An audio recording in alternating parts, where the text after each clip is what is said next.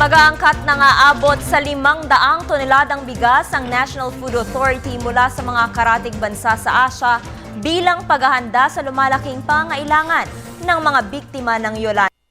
Para sa detalye, balitaan mo kami, Noel Perfecto. Dahil sa patuloy na isinasagawang repacking ng mga relief goods ng mga kinaukulan para sa mga nasalanta ng bagyong si Yolanda sa Eastern Visayas region, angkat muli ang National Food Authority ng bigas mula sa mga bansang Thailand, Vietnam at Cambodia. Layo nito na matugunan ang pangangailangan ng mga biktima ng Yolanda at magkaroon ng sapat na stock para sa susunod na mga taon. Ayon kay NFA spokesperson Director Rex Estoperes, tinatayang 500,000 metric tons o 10 million sacks ng bigas ang nakatakdang angkatin ng nasabing tanggapan. Patuloy ang ating relief operations, patuloy ang repacking dito with supply DSWD, patuloy rin yung ating relief operations sa Region 8. That's why yung ating we have decided na mag-import ng 500,000 metric tons at yun po ay Vietnam ang magsusupply.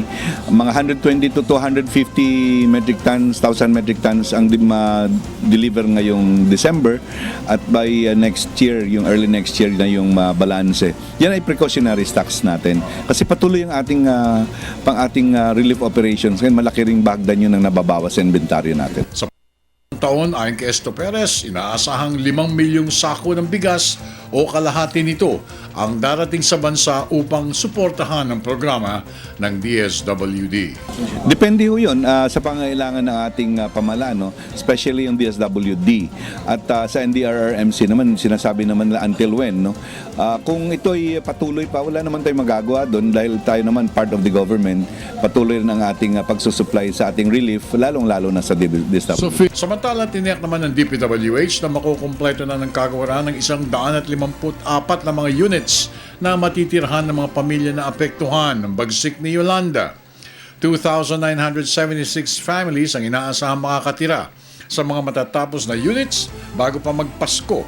Una rito, ang pagtapos ng 60 units bago mag-December 15, 61 units sa darating na December 20 at 3 pa mga units sa December 22. Para sa Telebisyon ng Bayan, ako naman si Noel Perfecto.